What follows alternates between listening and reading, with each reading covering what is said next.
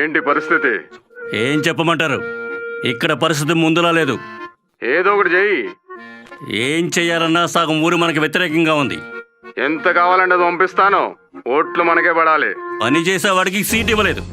ఇప్పుడు వాడు మనల్ని వదిలిపోయాడు. సొల్లు చెప్పకు, సొల్యూషన్ ఆలోచించు. పెట్టే ఫోను.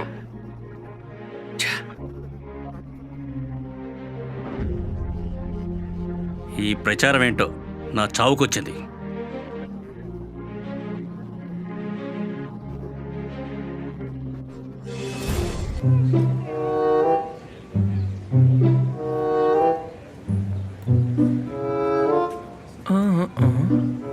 అమ్మా దొంగ ఇటు పని ఇప్పుడు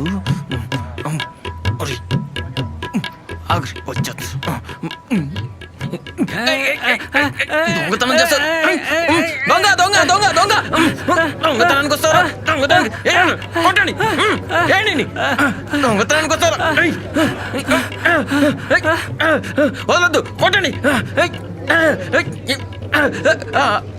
ఆపండి, ఆపండి, తప్పుకోండి, జరగండి, తప్పుకోండి.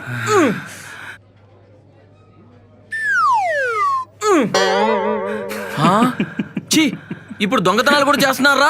కొత్త ఏముందా, వీళ్ళకి ఎప్పటి నుంచో ఇది అలవాటేగా. అబ్బే అది కాదు. పార్టీ పరువు ఎలానో పోయింది. మరి నువ్వు కూడా హ్యాప్ నేనేం దొంగతనం చేయట్లా, మరి డబ్బులు పంచుదామని. ఎందుకు నవ్వుతున్నారు?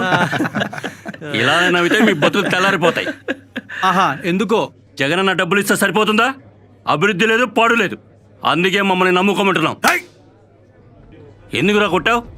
పార్టీని మిమ్మల్ని నమ్ముకున్న నాకే 3 నామాలు పెట్టారు కదా, మరి జనాలు వదులుతారా? అబ్బా, జగనన్న ఏదో చేసినట్టే. గాడిదికేం తెలుసు గంధం వాసనని. అన్నా, మీ చెల్లి ఎక్కడుంది? అమెరికాలో అన్నా. ఎవరు పంపారు? జగనన్న విదేశీ విద్యా దీవెనలో వెళ్ళింది.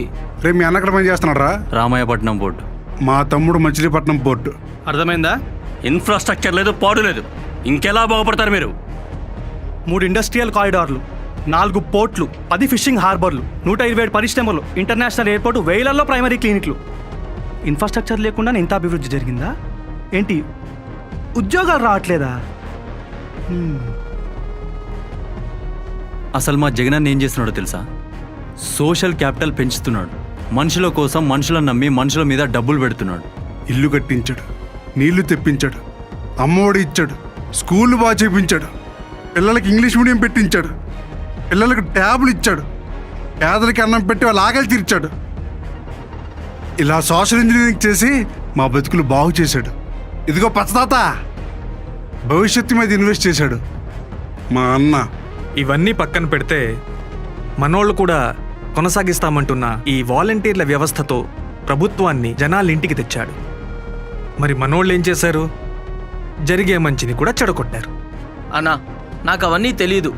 కానీ ఇంతకు ముందు ఏ గవర్నమెంట్ పని కావాలన్నా గంటల కొద్దీ ఊర్లు దాటుకొని పోయి సచివాలయాల ముందు వెయిట్ చేసి ఆఖరికి లంచాలు ఇచ్చుకున్నా కూడా పని అవుతుందని నమ్మకం ఉండేది కాదు. కానీ ఇప్పుడు సచివాలయాలే ఊర్లోకి వచ్చాయి. ఏ పని కావాలన్నా ఊర్లోనే ఇంటి దగ్గరే అయిపోతుంది. బతకడమే కష్టమైనప్పుడు కలలుగానే స్వేచ్ఛ అక్కడ ఉంటుంది సార్. అందుకే మా అన్న సరికొత్త విధానంలో కరప్షన్ ఫ్రీ సిస్టమ్ పెట్టి మా కలలుగానే స్వేచ్ఛనిచ్చాడు. మొట్టమొదటిసారి జనాల్ని పేదరికం నుంచి బయటికి తెచ్చాడు. కావాలంటే పోయి రిపోర్ట్లు చూసుకో. ఏదేదో చేస్తాడని మీలాగా అబద్ధాలు చెప్పలేదు. మా అన్న చేసి చూపించాడు. మా బాబు కూడా చేశాడు. మందిని ముంచాడు, భూములు మింగాడు, స్కాములు చేశాడు. అసలు జనాల జీవితాల స్థాయిని పెంచే పని ఒక్కటంటే ఒకటి చేశాడా చెప్పు? కులం పేరు చూసి మీ జెండాలు మోయటం తప్పితే జనాలు ఎప్పుడో పట్టించుకోవడం మానేశారు. అబద్ధాలు చెప్పి చెప్పి మీకు విసుగు రాలేదేమో కానీ విని విని వీళ్ళకి ఎప్పుడో 2019లోనే విసుగొచ్చేసింది. ఎవరైనా కరప్షన్, దోపిడీ లేని ప్రభుత్వం కావాలనుకుంటారు. అద్దాల మేడలు, అబద్ధాల హామీలు కాదు. ఈ ఊరే కాదు, ఈ రాష్ట్రమంతా 2014 నుంచి 2019 వరకు మీరు చేసిన దారుణాలు చాలు.